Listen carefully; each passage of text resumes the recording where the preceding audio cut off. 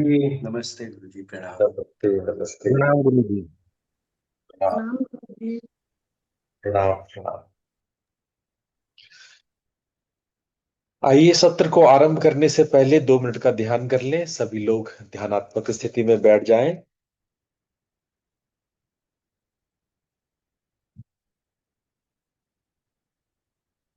धीरे से अपनी नमस्कार गुरु जी। नमस्कार गुरु जी। नमस्कार।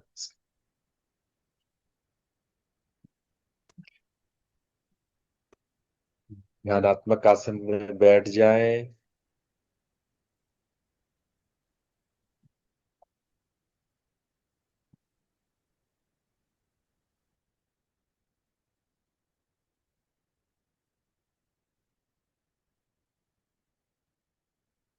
धीरे धीरे पूरे शरीर को बिल्कुल स्थिर और शांत करते जाएं।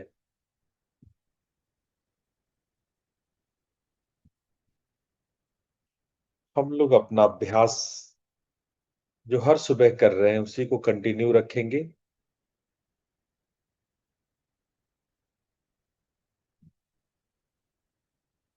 पहले पूरे शरीर के प्रति अपनी सजगता विकसित करेंगे। शरीर के बाद धीरे धीरे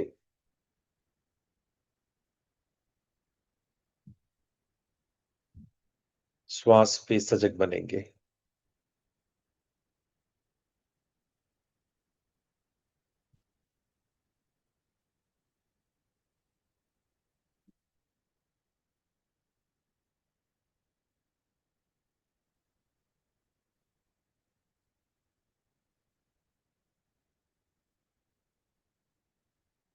पूरा शरीर बिल्कुल स्थिर।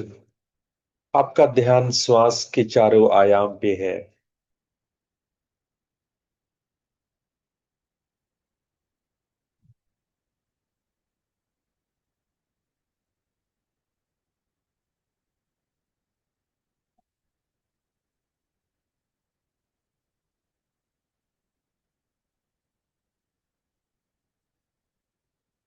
श्वास के बाद हम लोग अब धीरे धीरे इंद्रियों पर फोकस करेंगे।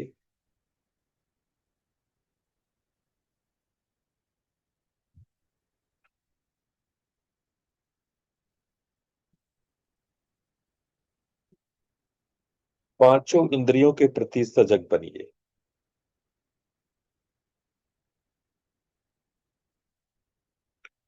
पांचों इंद्रियों के प्रति सजग बनिए।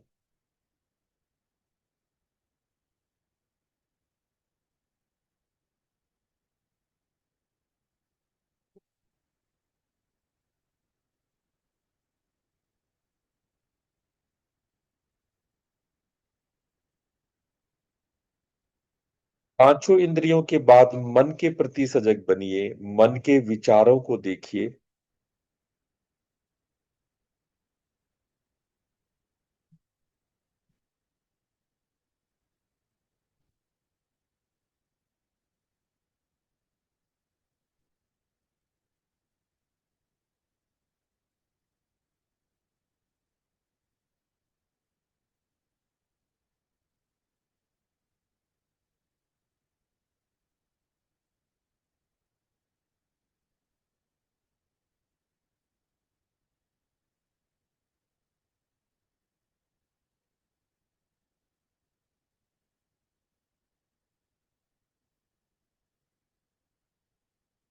विचारों के अंतराल को भी देखें। जब विचार नहीं है तो विचारों के अंतराल को देखें।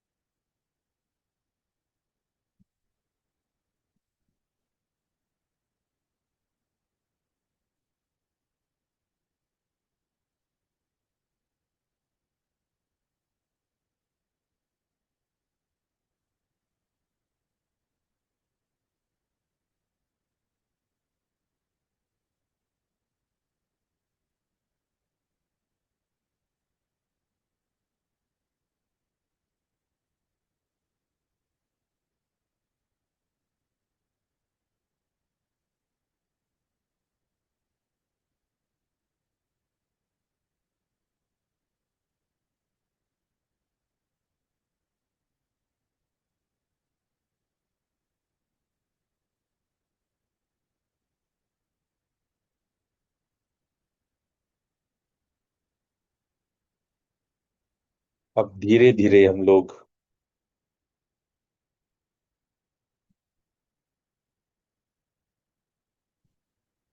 वापस अपने शरीर पर आएंगे।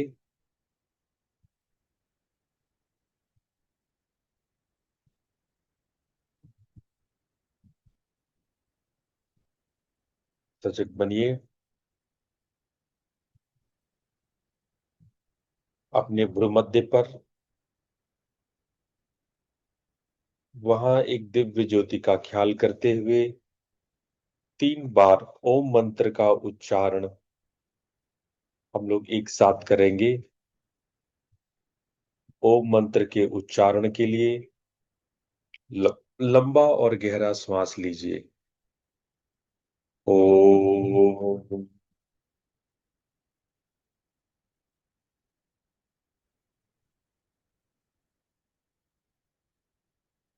ओम।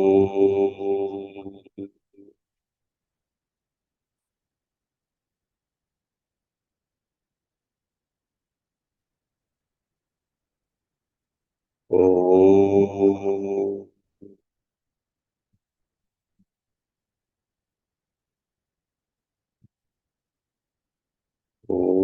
ओम सतो मा सद्गमय तमसो मा ज्योतिर्गमय मृत्युर्मामृतम् गमय। ओम शांति शांति शांति।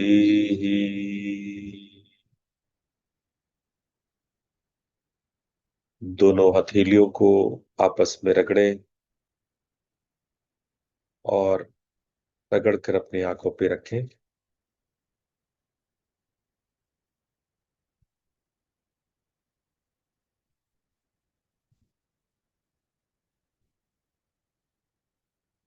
आप लोग का पुनः बहुत बहुत स्वागत है। आज हम लोग स्वधर्म की चर्चा पर वापस आएंगे।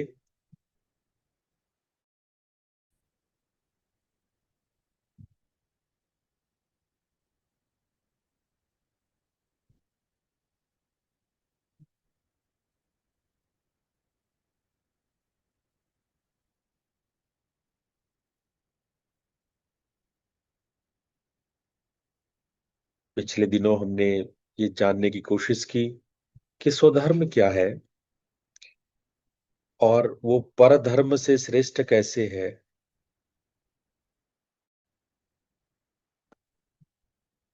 इसके बारे में हम लोगों ने जाना। आप लोग को दिखाई पड़ रहा है पीपीटी? हाँ गुरु जी। एक गुरु जी। तो हमने ये डिस्कशन किया कि जब आप स्वधर्म से जुड़ते हैं तो आप कैसे स्पष्टता, अर्थ, ऊर्जा, संतुलन और आंतरिक सम्मान को पाते हैं। और जब परधर्म से जुड़ते हैं तो कैसे आप क्लेश, विभाजन, असंतोष, पहचान की संकट और आध्यात्मिक रिक्तता को महसूस करते हैं।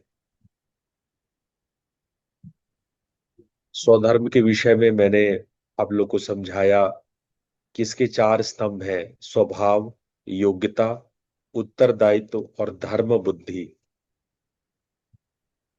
मैंने भगवत गीता के आधार पर आपको स्वधर्म समझाने की कोशिश करा। हमने बताया कि अपना धर्म भले ही अपूर्ण है, पराय धर्म से श्रेष्ठ है। स्वधर्म स्वभाव नियत है, आंतरिक बनावट और गुण संयोजन से उगता है।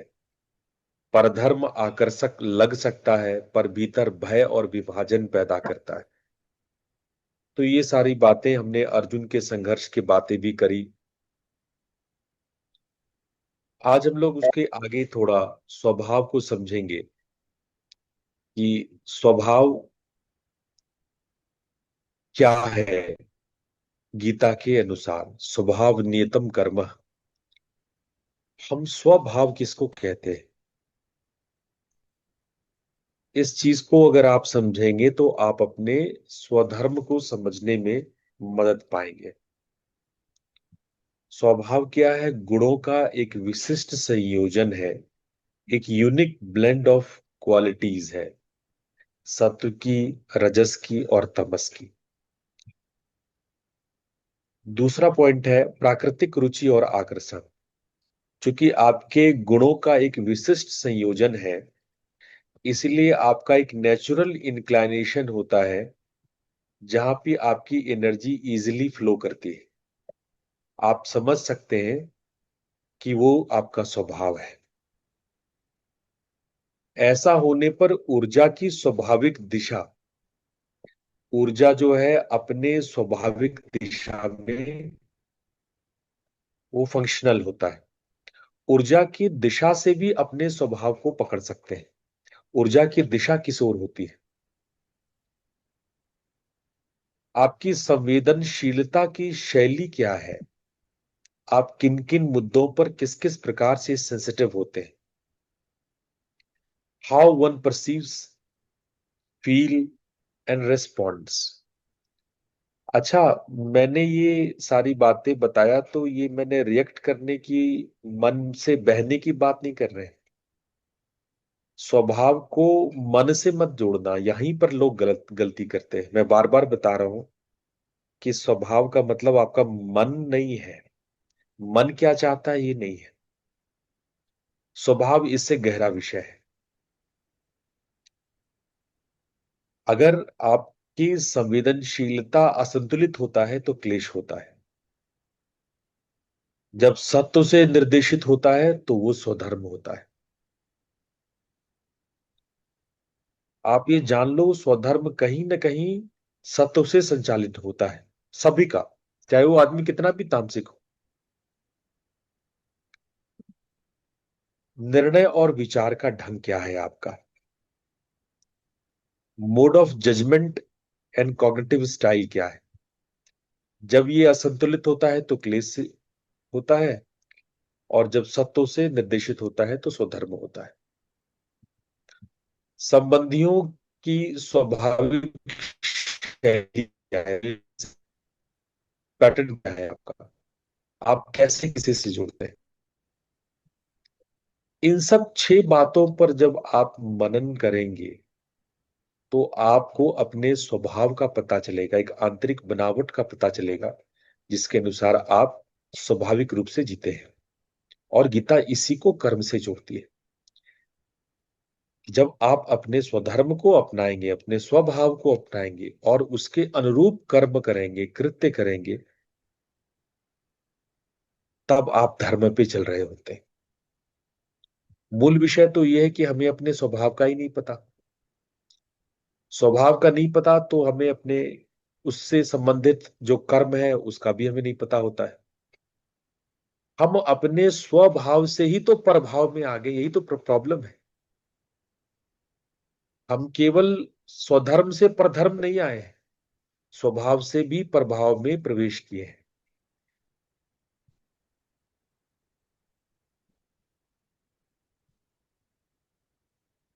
गुणों के साथ स्वधर्म से, गुणों का स्वधर्म से क्या संबंध है?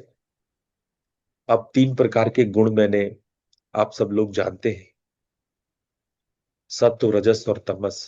स्वधर्म तब खिलता है जब सत्व दिशा देता है, रजस कर्म देता है और तमस विश्राम।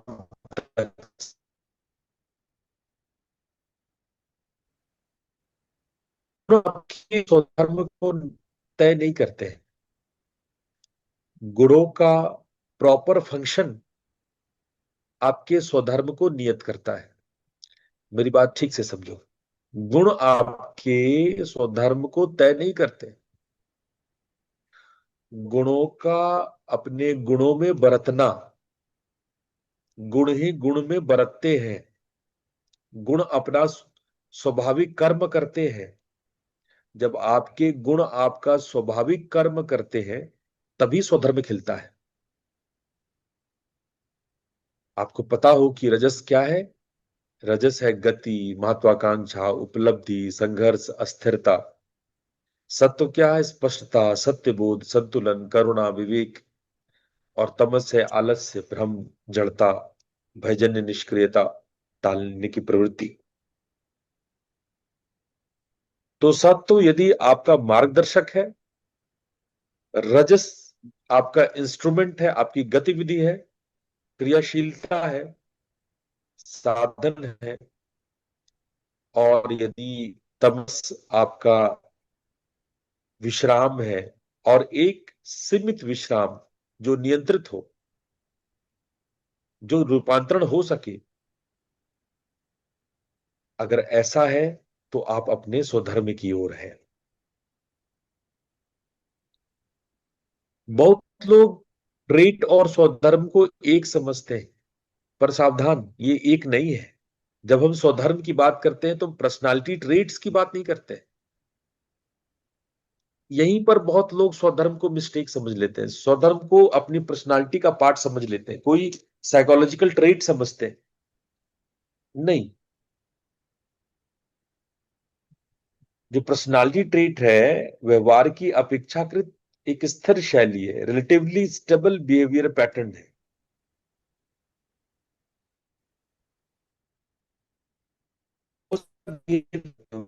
में से कोई तुलनात्मक, कोई कंपेरेटिवली, कोई रिलेटिवली स्टेबल बिहेवियर होता है, थोड़ा सा उससे बेहतर और स्टेबल होता है, जो आप बार बार आदतन करते हो, वो ट्रेट होता है।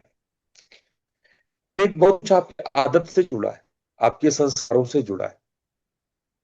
लेकिन स्वधर्म, स्वधर्म जीवन की सच्ची धर्म संगत स्वभाव नियत दिशा है। आपका स्व क्या है? स्व जो आप स्वयं है, आपका मन नहीं, जो आप हैं, जो वास्तविक रूप में आप हैं, प्योर आप हैं, जो आपकी पहचान है। मन और अहंकार की पहचान नहीं, आपकी चेतना की पहचान। जो आपकी चेतना की पहचान है, वो स्व है। तो वो जीवन की सच्ची धर्म संगत और स्वभाव नियत दिशा है, ट्रू धार्मिक सोल अलाइंड लाइफ डायरेक्शन।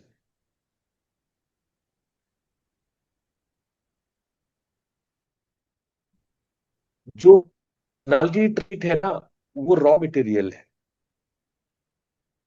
ये कुछ भी पका नहीं है, ये बदल जाता है, ये चेंज हो जाता है।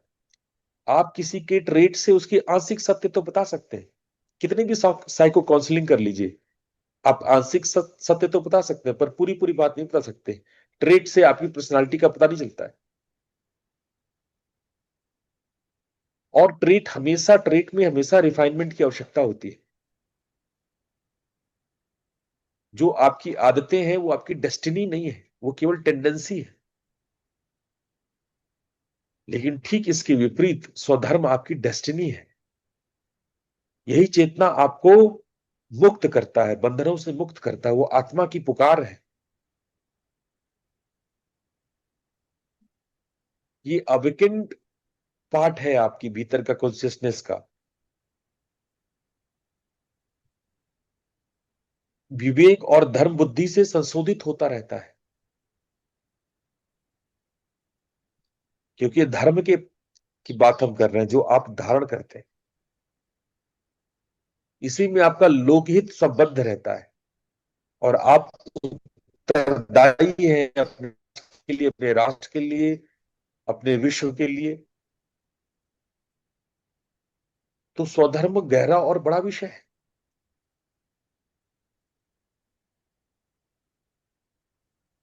कई बार हम अपने भीतर की आवाज को दबाते हैं।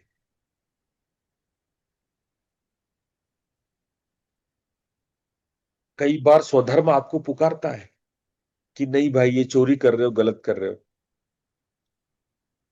स्वधर्म की आवाज आती है, घृणा कर रहे हो, हिंसा कर रहे हो, कर रहे हो। लेकिन हम अपने उन भीतर के स्वधर्म की आवाज को दबाते हैं। क्यों? ज्यादातर लोग कहते हैं भाई, लोग क्या कहेंगे, समाज क्या कहेगा। व्यक्ति अपना सत्य छोड़ करके सामाजिक अपेक्षाओं में जीने लगता है। वहां पर आप स्वधर्म से परधर्म की ओर चले जाते हैं। जब आप अपनी अंतरात्मा की नहीं सुनकर के लोग क्या कहेंगे, सामाजिक अपेक्षाओं में चले जाते हैं, तब आप एक बोरोड लाइफ, एक उधार की जिंदगी जी रहे होते हैं। तब आप अपनी जिंदगी नहीं जी रहे, आप परतंत्र हैं, दूसरों के सिस्टम से प्रभावित है, स्वतंत्र नहीं है, आपका अपना सिस्टम नहीं है। आप ध्यान रखना, स्वधर्म को ही स्वतंत्र कहते हैं। जो फ्रीडम है वो स्वधर्म में है, और दोनों सिनोनिम है। संस्कृत में भी दोनों सिनोनिम है, स्वधर्म और स्वतंत्र सिनोनिम शब्द है। जिसका अपना सिस्टम हो, तंत्र मतलब क्या, सिस्टम, राजतंत्र, प्रजातंत्र और स्वतंत्र। आप प्रजातंत्र में है, राजतंत्र में, या स्वतंत्र में? आप अपना अपना सिस्टम कुछ है या नहीं है, कि आप दूसरों से प्रभावित हैं? दूसरे आपको रुला दे तो आप रोले, दूसरे आपको हंसा ले तो आप हंसे, दूसरे आपको उठने के लिए कहते हैं उठ दें, दूसरे आपके बैठने के लिए कहते हैं बैठ दें। आप स्वतंत्र हैं या परतंत्र हैं, या स्वधर्म में है या परधर्म में है, दोनों एक ही बात है। स्वधर्म को ही स्वतंत्र कहते हैं, वरना आप परतंत्र हैं। आप इतना अप्रूवल सीकिंग है कि आपको हर की चीज के लिए अप्रूवल चाहिए। अगर समाज ने इसको ठीक कह दिया तो ठीक है,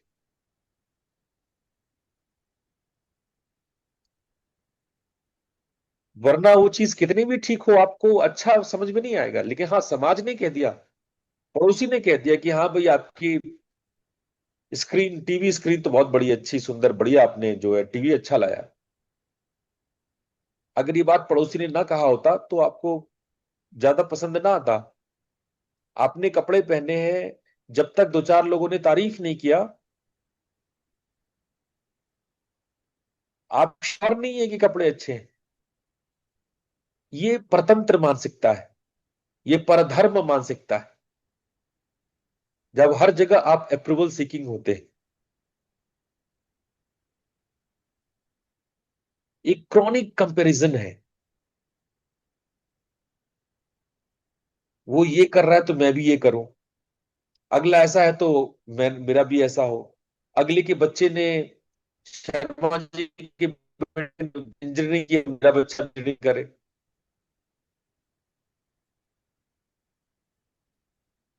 उनके पास जो है फला गाड़ी है तो हमारे पास भी फला गाड़ी हो।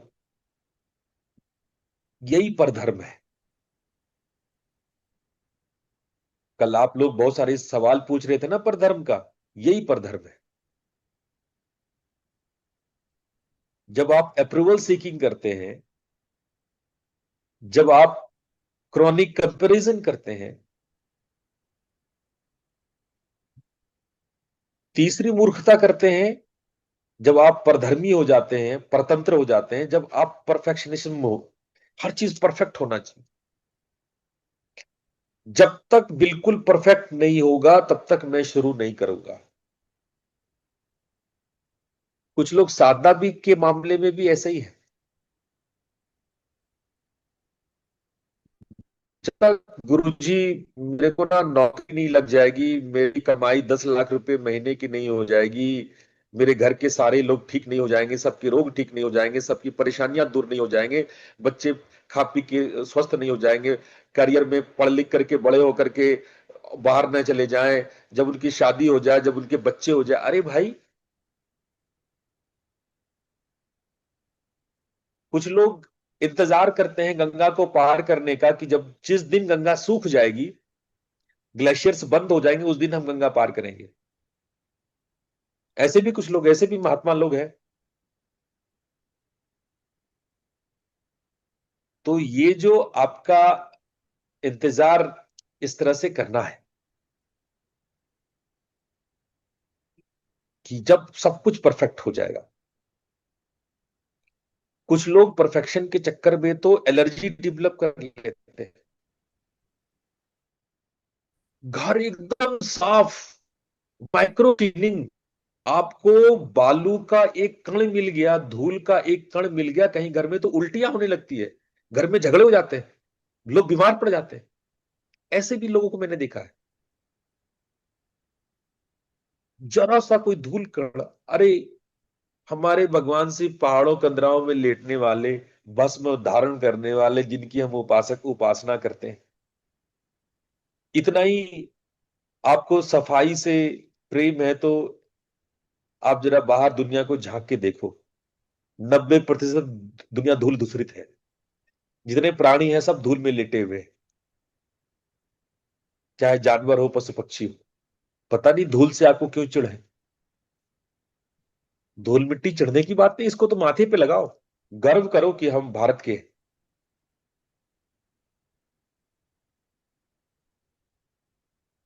लेकिन आप लोग अजीबो गरीब तरह के परफेक्शंस डेवलप करते हो कि मुझे इसमें परफेक्ट होना ही होना है। देखो, परफेक्शन की रास्ता में चलना बुरा नहीं है, परफेक्ट होने के लिए प्रयास करना अच्छा नहीं है। लेकिन आपका ये सोच कि जब तक मैं परफेक्ट ना हो तब तक मैं अमुक अमुक चीज नहीं करूंगा,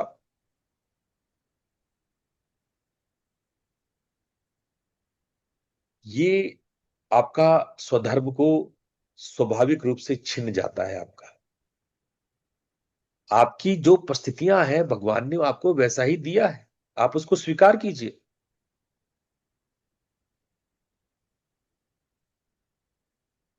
जब तक हम अपने स्वयं को सहजता से स्वीकार नहीं करेंगे।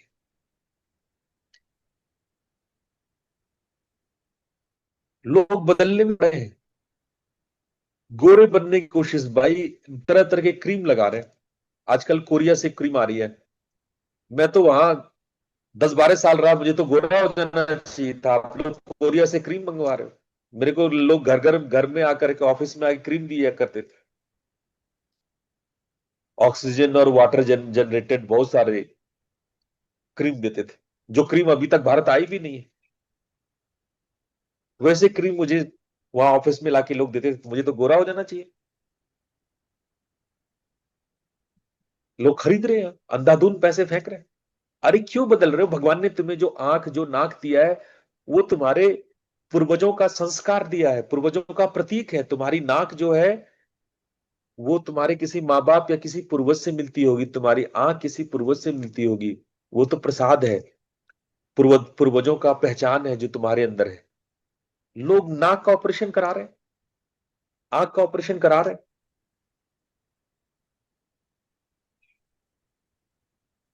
क्यों बदलना चाहते हो अपने नाक आंख अपने कलर, स्किन के कलर को? क्यों? जो है उससे आप संतुष्ट नहीं हो, और जो नहीं है उसके लिए आप परेशान हो। इससे ज्यादा विडंबना क्या हो सकती है? इससे ज्यादा आयरनी क्या है कि जो है हम हमारे पास, हम उससे संतुष्ट नहीं है, और जो नहीं है उसके लिए परेशान है। और यही है स्वधर्म और परधर्म का अंतर। आप कल समझना चाह रहे थे ना, स्वधर्म परधर्म, यही है स्वधर्म और परधर्म। जो है उससे आप संतुष्ट नहीं है,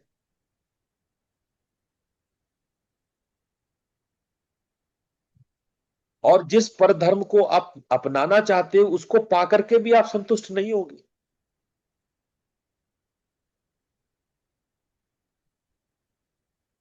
ये तो तय है।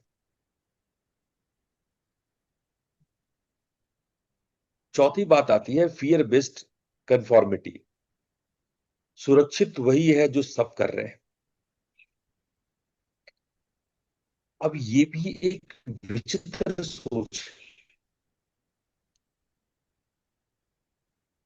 आप सब कुछ किए जा रहे हैं, आपको लगता है कि बैंक बैलेंस भी सॉलिड होना चाहिए, मकान भी होने चाहिए, गाड़ियां भी होनी चाहिए, आपके पास वो सब कुछ होने चाहिए, तभी आप सुरक्षित।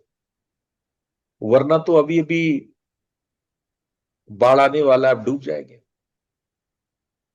जितने लोग पक्कों के मकान बनाए, आलीशान महल में रह रहे हैं, शुरुआत की बात क्या थी? हमें रोटी कपड़ा मकान चाहिए था, यही नीड थी। बारिश और धूप से बचने के लिए छत चाहिए था, तन को ढकने के लिए वस्त्र चाहिए था, भूख मिटाने के लिए रोटी चाहिए थी। इतनी सी बात थी, आपने कितना वितंडा खड़ा कर दिया।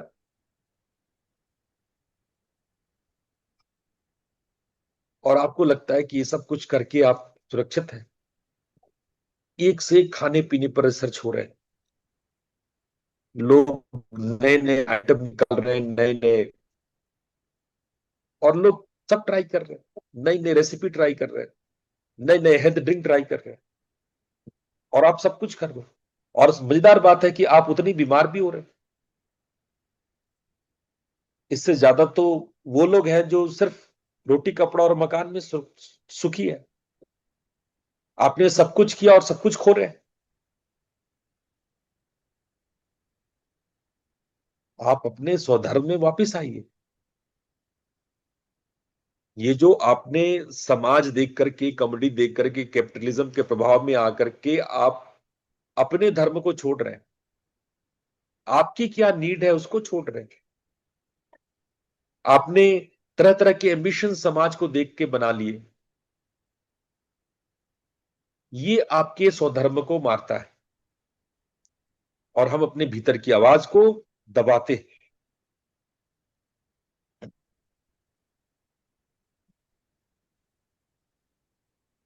और क्या क्या स्वधर्म की बात है जो गहराई से दूर ले जाते हैं।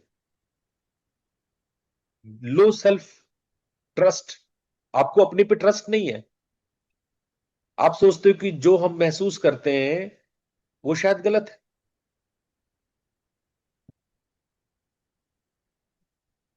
हाँ, कोई दूसरा कह दे, कोई विदेशी कह दे तो सही है, लेकिन आप जो महसूस कर रहे हैं वो गलत है, शायद गलत है। और इस वजह से आप अपने स्वधर्म की आवाज को नहीं सुन पाते, स्वधर्म से डिस्कनेक्ट हो जाते हैं।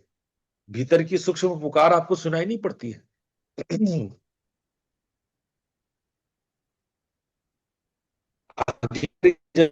इम्पल्सिविटी,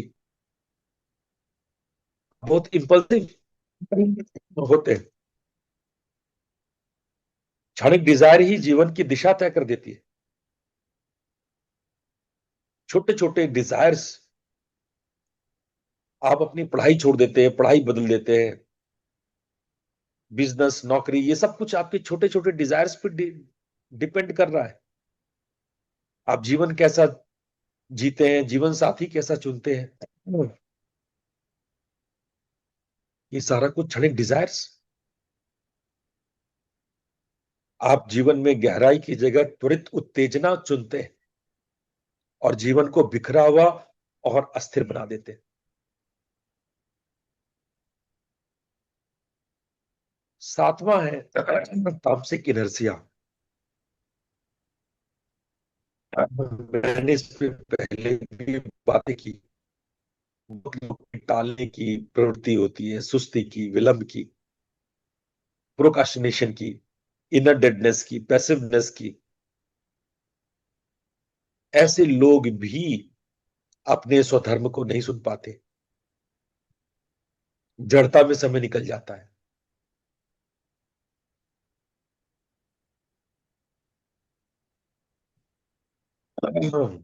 8वां पॉइंट है ईगो आइडेंटिफिकेशन। मैं वही हूं जो मेरी भूमिका, मेरा पद, मेरा डिजिग्नेशन, जो मेरी छवि है, जो मेरी कीर्ति है, जो मेरी उपलब्धि है, जो मेरी क्षमता है, जो मेरा पोजीशन है, जो मेरा डिजिग्नेशन है, जो मेरा अवार्ड है, जो मेरा स्टेटस है। आप अपनी पहचान उससे करते हो।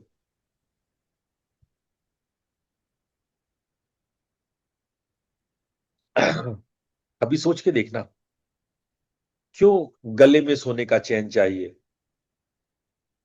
Is it make any sense to your स्वधर्म?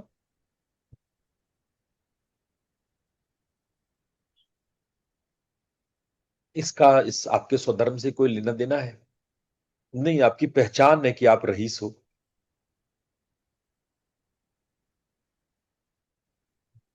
आपने अपनी पहचान के लिए जो जो इंस्ट्रूमेंट्स एंड टूल्स क्रिएट किए हैं, क्या वो आपकी पहचान बनाती है? और जो पहचान को आप पहचान मान रहे हैं, क्या वही आपकी पहचान भी है? आप प्रश्न करें स्वयं से। आपकी छवि की वजह से, आपकी इस पहचान की वजह से स्वधर्म दब रहा है, छिप रहा है आपका। आपका असली पहचान अदृश्य हो जाती है। जहां चेतना का परिष्कार आपका स्वधर्म था, वहां मन की अभिलाषाएं आप पर हावी हो जाती है। क्या इसे स्वधर्म कहेंगे आप? हम्म। अब हम उन बिंदुओं पे चर्चा करेंगे जो स्वधर्म के विकास में सहायक हैं, जैसे आत्मावलोकन, सेल्फ ऑब्जर्वेशन, अपनी प्रवृत्ति, प्रतिक्रिया, भय और भीतरी पुकार को देखना। सबसे पहला और सबसे महत्वपूर्ण कदम है, आपकी प्रवृत्ति क्या है, आपकी प्रतिक्रिया क्या है, कैसे रिएक्ट करते हैं, आपके क्या क्या फियर कॉन्सेप्ट्स हैं, डर के बिंदु क्या क्या है, भीतर से किस तरह की आवाजें आती है। सबको पढ़िए, देखिए। ये पहला स्टेप है। आप चीजों में नियमित होइए। लोग फ्रीडम का मतलब समझते हैं, जो नियम में ना हो उसे फ्रीडम कहते हैं, और ये सबसे गलत डेफिनेशन है। आप किसी भी युवा जेनजी से आज पूछ लीजिए, फ्रीडम का मतलब क्या होता है? कहेंगे जो नियम में ना हो वो फ्रीडम है, जो अनुशासित ना हो वो फ्रीडम है।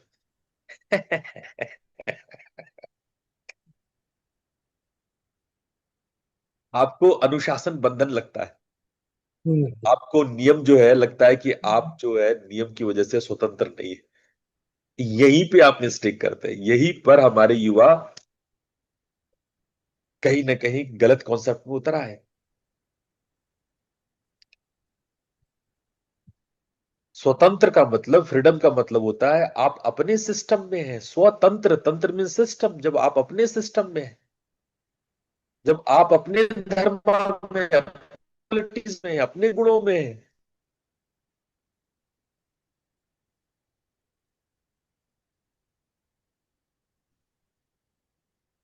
ये होती है स्वतंत्रता।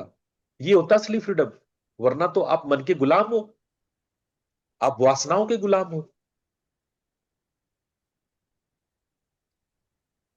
तो जब आप अपने जीवन को नियमित करते हैं, उठने सोने का समय, उठने का समय, खाने का समय, एक्सरसाइज का समय, मेडिटेशन का समय, जब आप नियमित करते हैं। दूसरा, जो आपकी उत्तरदायित्व है, आपके पिता होने का उत्तरदायित्व, पति होने का उत्तरदायित्व, पुत्र होने का उत्तरदायित्व, जब आप अपने अपने कर्तव्य को पूरी निष्ठा के साथ, यदि आप ऑफिस के एम्प्लॉयज हैं तो ऑफिस के जो भी आपके कॉन्ट्रैक्ट्स हैं, जो भी अनुबंध है ऑफिस के, जब कर्तव्य निष्ठा से पूरा करते हैं, तो स्वधर्म को निभाने के लिए एक स्ट्रक्चरल सपोर्ट बनाता है। पर आपने सबसे ज्यादा अनुशासन और कर्तव्य निष्ठा को तोड़ा है। आप ध्यान दीजिए। और पूछते हैं स्वधर्म के विषय में। स्वधर्म आपने जाना ही कहाँ है? आपने परधर्म ही जाना है अब तक।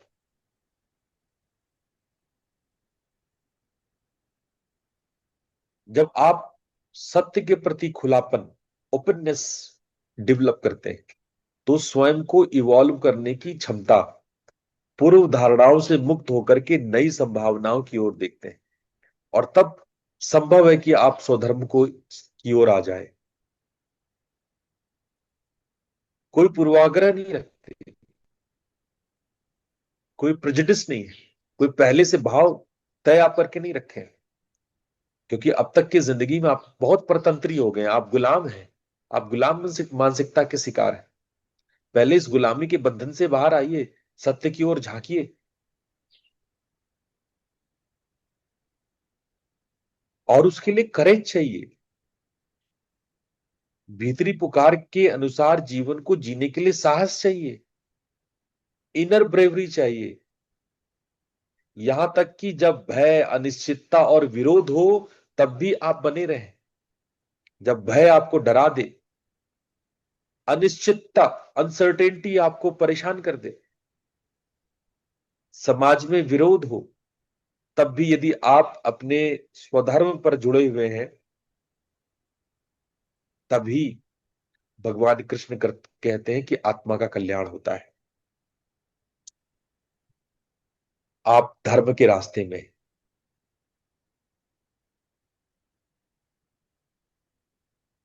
जब आप पेशेंस रखते हैं, धैर्य रखते हैं, स्वधर्म तुरंत नहीं खुलता, वो धीरे धीरे स्पष्ट होता है।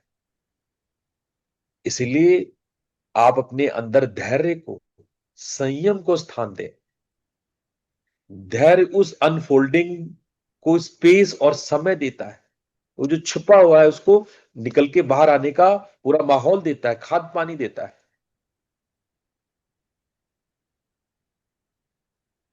छठा पॉइंट आता है विनम्रता, ह्यूमिलिटी। मैं आजकल नए बच्चों की बातें सुनता हूं, उनके गार्जियंस उनको सिखाते हैं कि नहीं, विनम्र, तो विनम्रता कमजोरी है, लड़ो, गालियां दो। मैंने ऐसे भी देखा है, फादर अपने बेटे को सिखा रहा है कि use abusive language, it give you confidence. अरे क्या हो गया समाज को? माँ बाप सिखा रहे हैं कि गालियां दो, इससे तुम्हें कॉन्फिडेंस आएगा। विनम्रता कमजोरी है। क्या हो गया समाज को? मैं जब ये हालात देख रहा हूं तो मुझे बहुत तकलीफ है अंदर से कि आप अपने स्वधर्म से कैसे टूट रहे हैं।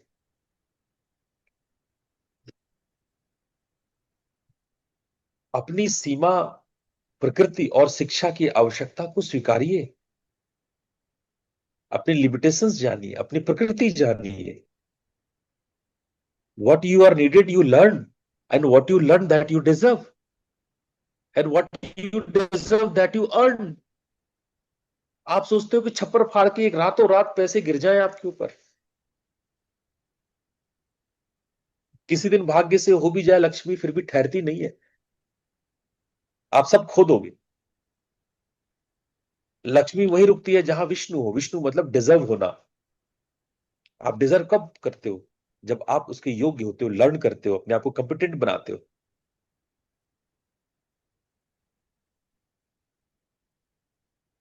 अहंकार जो है स्वधर्म को देखने नहीं देता। अहंकार सबसे बड़ा बाधा है स्वधर्म का। सबसे बड़ा बाधा अहंकार ही है।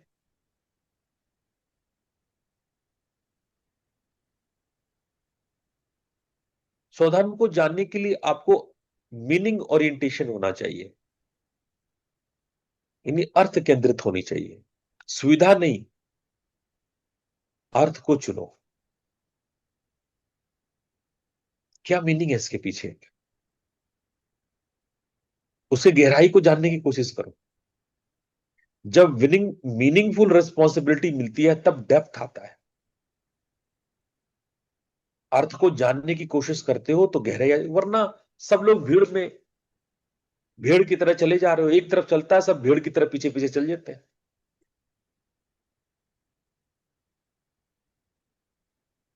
संत कहते हैं, मेरे गुरु महाराज कहते थे कि मैं जब भी समाज को देखता हूं तो मुझे लगता है कि सब एक भारी भेड़ बकरी का एक झुंड है जो खाई में गिरा जा रहा है।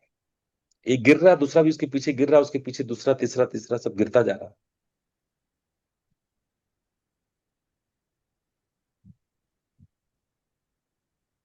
इसलिए हमें मीनिंगफुल होना चाहिए। मानवीय मूल्यों को पहचानिए। किसी बात के गहरे अर्थों को समझने की कोशिश की, बजाय इसके कि हम अंधविश्वास जस तस उसको फॉलो करने लगे। आप 2 क्षण रुके, चिंतन मनन कीजिए।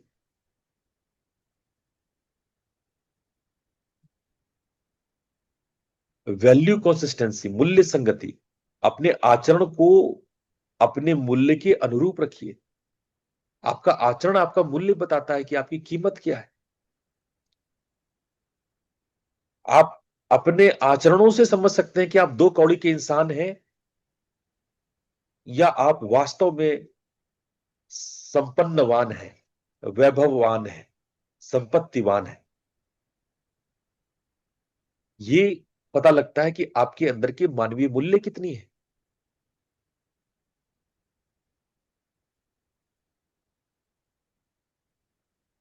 और तमाशा देखिए, हम दो कौड़ी का इंसान उसको कहते हैं जो सोचता कुछ है, बोलता कुछ है, करता कुछ है। जो सोचे, बोले और जिए, उसमें एकता लाए, वही मूल्यवान आदमी है, वही कीमती आदमी है। वरना ऐसे आदमी की क्या कीमत है जो बोल दे हाँ हाँ हाँ मैं कर दूंगा, मैं कर दूंगा, और फिर गायब।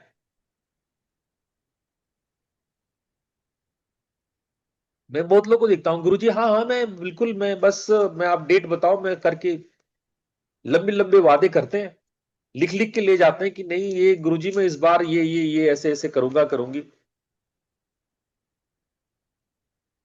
अरे यार, तुम्हारे शब्दों की कीमत ही नहीं है कुछ।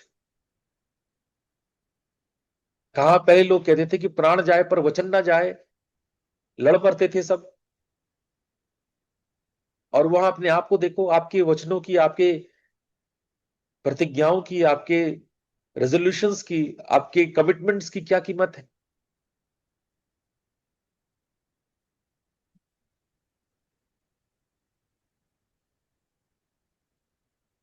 हम ट्रेड्स को रिजेक्ट करने के लिए नहीं कह रहे कि अपनी आदत को एकदम रिजेक्ट कर दो, उसको रिफाइन करो।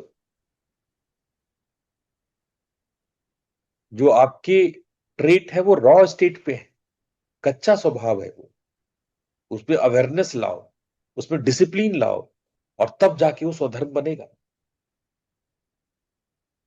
जब आपके ट्रीट में अवेयरनेस के साथ डिसिप्लिन जुड़ेगा, डिसिप्लिन मतलब अनुशासन और धर्म बुद्धि दोनों, तब स्वधर्म स्पष्ट रूप से बाहर आएगा।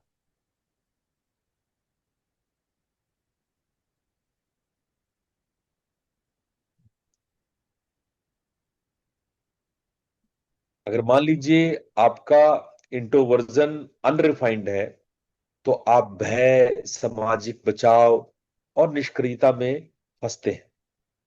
लेकिन यही इंट्रोवर्जन अगर रिफाइंड हो, तो आपका इंट्रोवर्जन आपके अंदर गहरा चिंतन, शोध, साधना, लेखन और स्वधर्म की अभिव्यक्ति करता है।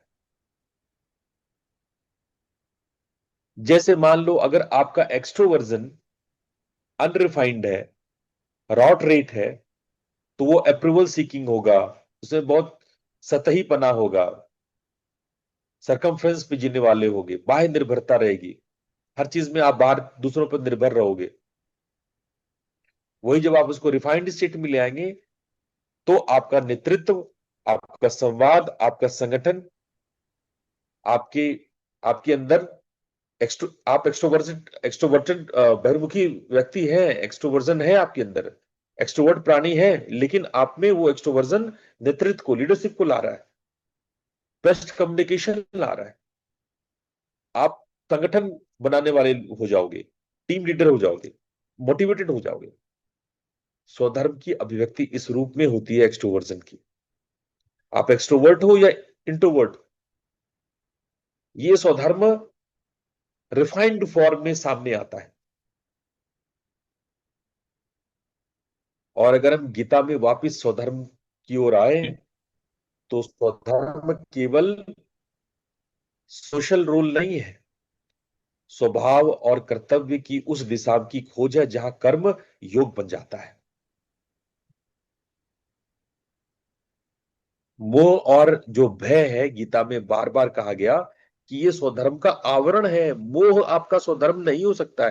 काम, क्रोध, लोभ, मोह, मद, मत्सर्य, ये आपका आवरण है, ये आपका स्वधर्म कभी नहीं हो सकता।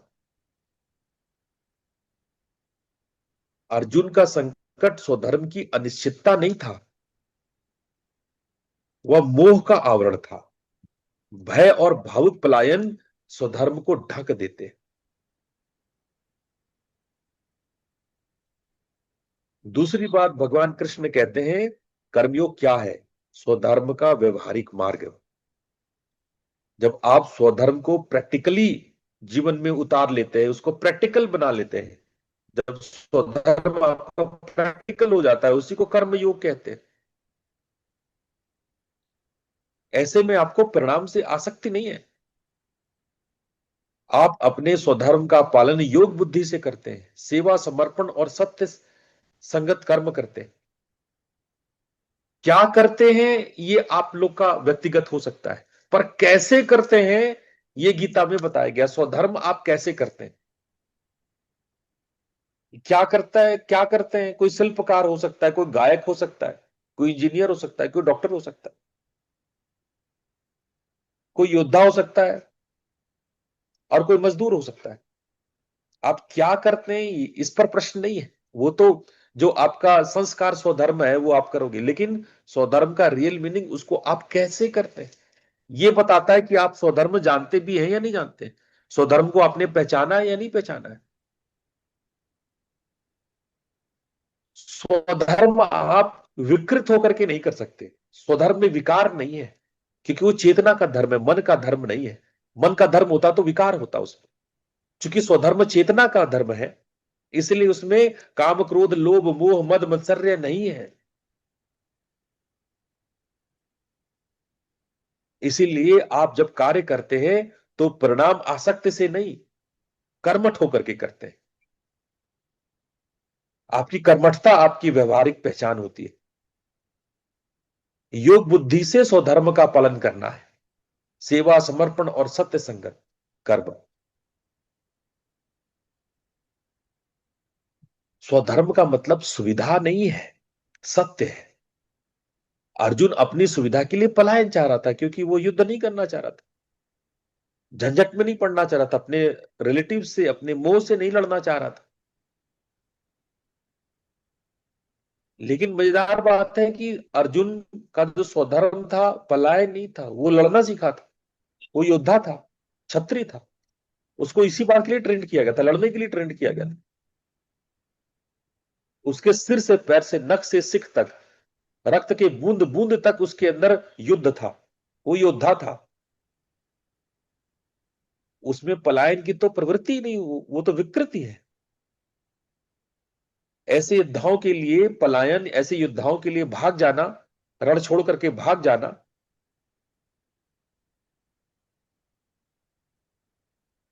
तो स्वधर्म में संघर्ष हो सकता है, पर भीतरी विभाजन नहीं होता है। आप ड्यूएल में नहीं पड़ते, आप द्वंद्व में नहीं पड़ते। स्वधर्म कभी भी आपको द्वंद्व में नहीं आने देगा। आप द्वंद्व में हैं क्योंकि आप स्वधर्म में नहीं है। आपके अंदर ये है कि मैं ये करूं या ये करूं, अगर ये जीवित है तो इसका मतलब आप स्वधर्म में नहीं है।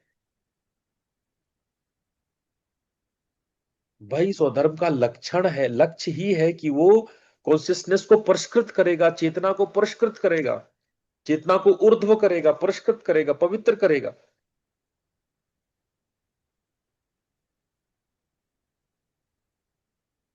तो गीता का उद्देश्य केवल कर्तव्य पालन कराना नहीं है। स्वधर्म के माध्यम से कॉन्सियसनेस का परिष्कार, कॉन्सियसनेस का विकास। मैंने पहले भी कहा था, पाप पुण्य का एक ही डेफिनेशन है। पाप वो जो आपकी कॉन्सियसनेस को धूमिल करे, विकृत करे, और पुण्य वो जो आपकी कॉन्सियसनेस को परिष्कृत करे, विकसित करे। यही डेफिनेशन आप स्वधर्म और परधर्म में भी कर सकते हैं। स्वधर्म वो जो आपकी चेतना को विकसित करे, धर्म आपकी विकास के लिए, चाहे धर्म का स्वरूप जो भी हो, चाहे डॉक्टर हो, इंजीनियर हो सकता है डॉक्टर बनकर के आपकी चेतना का विकास होना है। आप आर्मी मैन हो, मिलिट्री में हो सकता है उस रूप में आपका विकास होना है।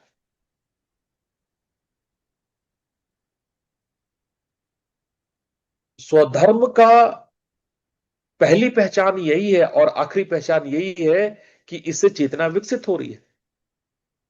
और अगर आपकी चेतना विकसित नहीं हो रही है तो आप समझिए कि आप स्वधर्म नहीं, आप परधर्म, आप परतंत्र हो, आप गुलाम हो।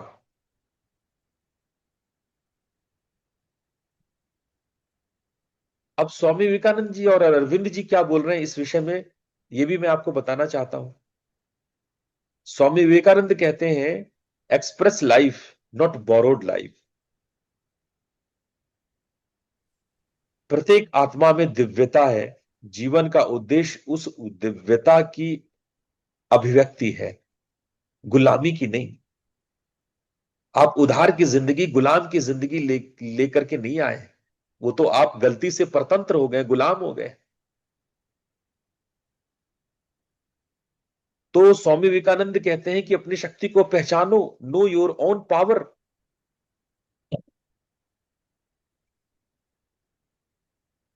आप में अद्भुत क्षमताएं, अपने स्वधर्म में वापस लौटो, अपने स्वभाव को अनुशासन में लाओ,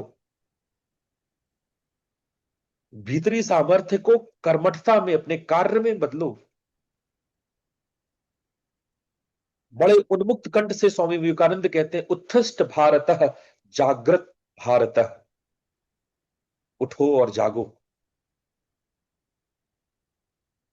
बोरोड लाइफ नहीं, गुलाम की जिंदगी नहीं, एक्सप्रेस लाइफ। वही महर्षि अरविंद कहते हैं इनर लॉ, जो आंतरिक नियम है, जो आपकी आत्मा प्रदर्शित कर रही है। मनुष्य का जीवन एक इनवर्ड इवोल्यूशन की प्रतिक्रिया है। प्रत्येक का एक इनर ट्रुथ और इनर सोल डायरेक्शन होता है। हर एक आदमी का अपना अपना सोल डायरेक्शन है, अपना अपना स्वधर्म है, जिसको श्री अरविंद इनर ट्रुथ कहते हैं। श्री अरविंद अपनी पुस्तक द डिवाइन लाइफ में लिखते हैं स्वधर्म is equal to social role plus soul direction. Inner truth के विरुद्ध जीना, ये आपको तोड़ता है, आपको विभाजित करता है, आपको गुलाम बनाता है। आप बाहर में खूब सफल हो जाए, लेकिन आपके भीतर में खालीपन है, तो ये स्वधर्म नहीं है। आप बहुत चल के भी खाली हाथ रह जाएंगे, कुछ नहीं पाएंगे।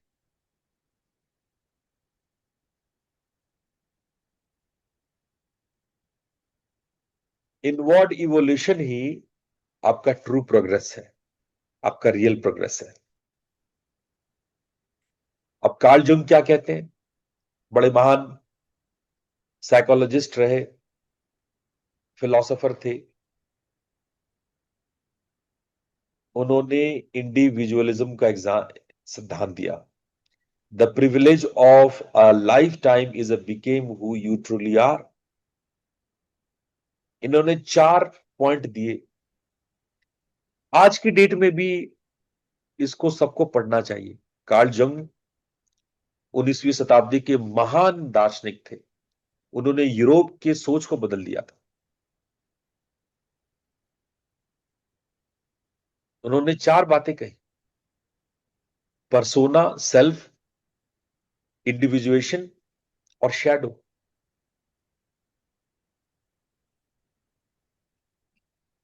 परसोना के विषय में वो कहते हैं social mask, the face we wear for society build to meet external expectation and gain approval. जो हम मुखौटा पहनते हैं, जो हम मास्क पहनते हैं, ताकि हम समाज में अपने आप को बेहतर दिखा सकें, अप्रूवल ले सकें, टू गेन अप्रूवल, अपने एक्सटर्नल एक्सपेक्टेशन को पूरा कर सकें। सेल्फ को डिफाइन करते हुए कहते हैं कि the deepest centre of personality, जो इंटीग्रेटेड है, ऑथेंटिक है। और कार्ल जंग उसको गोल ऑफ इंडिविजुएशन कहते हैं। यही स्वधर्म है। कार्ल जंग ने स्वधर्म को गहरे में पढ़ा था। उनकी बहुत बड़ी वार्ता हमारे शंकराचार्य से हुई थी, उस समय के शंकराचार्य से हुई थी। उस समय जो भी पीठाधीश शंकराचार्य थे, बड़ी वार्ता हुई थी।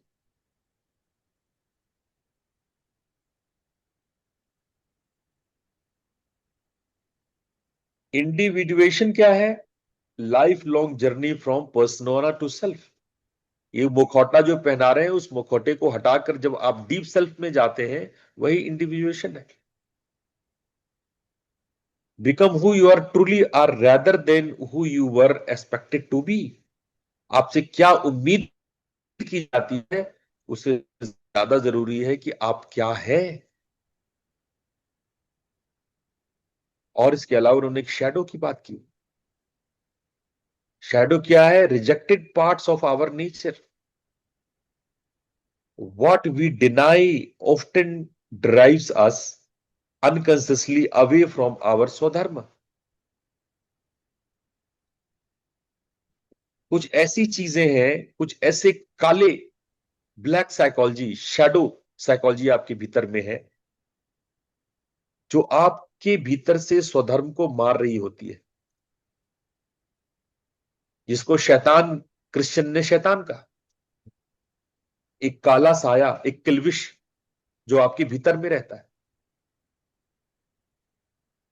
जो धीरे धीरे आपके स्वधर्म को मारता है और आपको गुलाम बनाता है।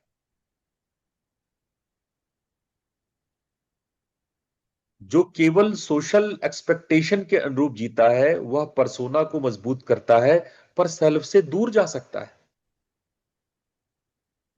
और इसके पीछे यही शैडो डार्क साइकोलॉजी है जो धीरे धीरे आपके अंदर आपको मार रहा है। वही जब आप अपने सेल्फ के स्वधर्म के लिए प्रेरित होते हैं तो आप इस शैतान को बाहर निकालते हैं। बौद्धों में इस शैतान को मार कहा गया। इस शैतान को कहते हैं मार। कहते हैं भगवान बुद्ध ने मार को हरा दिया। ये लगभग सभी धर्मों में इस शैडो की, इस डार्क शैतान की या शैडो की बात या इस मार की बात होती है। हम कार्ल रोजर्स को भी अगर देखें तो उन्होंने भी मिलती जुलती बात कही। वो कॉन्ग्रुएंस की बात करते हैं। कहते हैं जो आपका भीतरी अनुभव होता है वो आपके मानसिक स्वास्थ्य को लाता है और तब आप अपने बाहरी जीवन को स्वस्थ बनाते हैं। जो इनर एक्सपीरियंस, सेल्फ कॉन्सेप्ट और आउटर लाइफ, इन तीनों की संगति उतना मानसिक स्वास्थ्य, यही रोजर्स का कॉन्ग्रुएंस थियरी है। और स्वधर्म इसी डीप कॉन्ग्रुएंस की दिशा है। जब भीतर कुछ और हो और बाहर कुछ और हो के जिए तो इससे एंजाइटी होता है, फ्रेगमेंटेशन होता है, कलेश होता है, ड्यूअल पर्सनालिटी होते हैं, द्वंद्व होता है। इस पर विक्टर फ्रैंकल क्या कहते हैं? He who has why to live for can bear almost any how. जब हम क्यों को जी रहे होते हैं तो हम किसी भी हाव को, कैसे को बियर कर सकते हैं। लोगोथेरेपी के बारे में जो उन्होंने सिद्धांत दिया, उस सिद्धांत के अनुसार मनुष्य की मूल प्रेरणा प्लेजर नहीं है, अर्थ है, उसकी मीनिंग है, मानवीय मूल्य है। एग्जिस्टेंशियल वैक्यूम की बात विक्टर करते हैं कि अर्थहीनता किस प्रकार से खालीपन की ओर ले जा सकता है। और उन्होंने अर्थ को, मीनिंगफुल लाइफ को 3 भागों में विभाजित किया। क्रिएटिव वर्क, अनुभव लव एंड ब्यूटी, एंड रवैया एटीट्यूड इन सफरिंग। और हमारे गीता में भी यही स्वधर्म के संबंध में ऐसे ही मिलती जुलती बातें की गई है। स्वधर्म सुख आधारित नहीं है, अर्थ आधारित जीवन का द्वार है। जब मीनिंगफुल रिस्पॉन्सिबिलिटीज पहचानते हैं तभी गहराई से जीते हैं। और अर्थहीनता आपकी निष्क्रियता का या विचलन है, यही पर धर्म है। जब जीवन भीतर से सत्य से दूर है तो आपके अंदर इनर स्प्लिट है, आंतरिक विभाजन है, क्रॉनिक एंजाइटी है, निरंतर चिंता है, रिजाइनमेंट है, ईर्ष्या है, कड़वाहट है, एग्जॉस्ट होते हैं, आप असहज होते हैं, हमेशा थके होते हैं, आपकी पहचान की संकट होती है, आइडेंटिटी क्राइसिस होती है, आप स्पिरिचुअल ड्राइनेस का शिकार होते हैं। और जब आप स्वधर्म की खोज करते हैं तो ये 6 खोज करते हैं।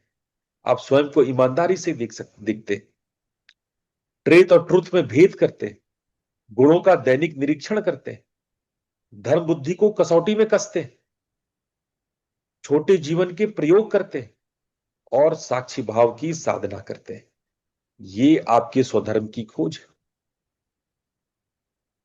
स्वधर्म वह नहीं जो हमें सबसे आसान लगे, वह है जो हमें सत्य बनाता है। हर स्ट्रॉन्ग डिजायर स्वधर्म नहीं है, कई बार हर अधूरा भाव भी हो सकता है। पर धर्म आकर्षक लगता है क्योंकि इसमें कंपैरिजन और ग्लैमर है।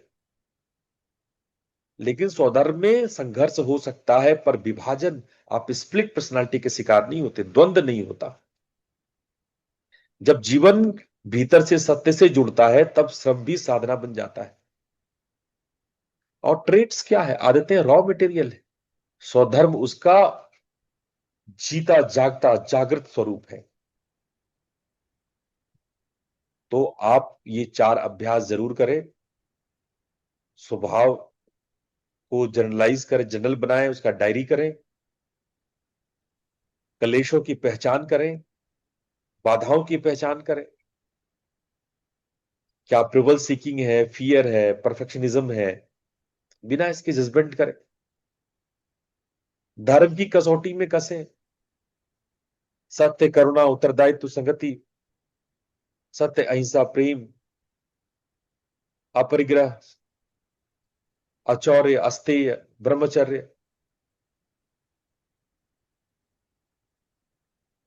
तो ये सब जब आप करते हैं तब आप स्वधर्म को जानते हैं। मैंने ये स्टेटमेंट आप लोग को दिया, स्वधर्म को पाना अपने जीवन को किसी और जैसा बनाना नहीं, बल्कि अपने भीतर सत्य को धर्ममय रूप में प्रकट करना है। ये मेरा कोट है, आप इसको लिख लो, कॉपी कर लो। स्वधर्म है आत्मा की पुकार, स्वधर्म है स्वभाव की दिशा, स्वधर्म है गुणों की परिपक्वता, स्वधर्म है कर्तव्यों की गरिमा, स्वधर्म है अर्थपूर्ण जीवन का केंद्र।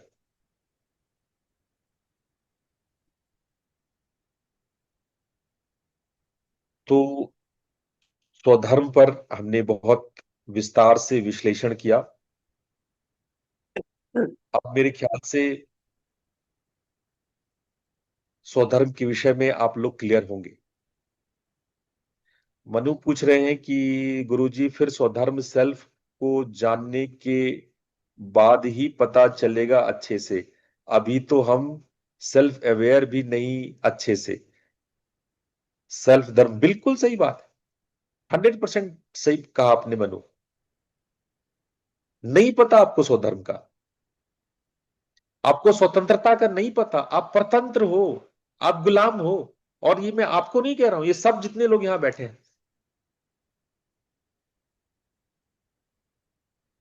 नहीं पता आपको। कम से कम आपका गुरु आपको बता रहा है कि रियलिटी देखो, आंखें खोल के देखो, झांको, भेड़ बकरी मत बनो, कीड़े मकड़ों जैसी जिंदगी मत बिताओ।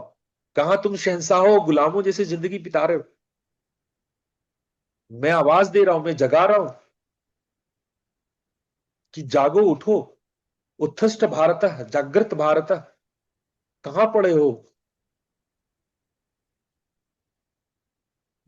हमारी बहुत दो इंपॉर्टेंट डिस्कशंस जो छूट गया, 2 दिन हम लोगों ने स्वधर्म पर ले लिया, और उस वजह से हमारे कुछ बहुत इंपॉर्टेंट डिस्कशंस जो 2 दिन के हैं, स्पेशली मैं सेल्फ अवेयरनेस, सेल्फ लव पे बोलना चाह रहा था। ये नेक्स्ट टॉपिक सेल्फ अवेयरनेस था,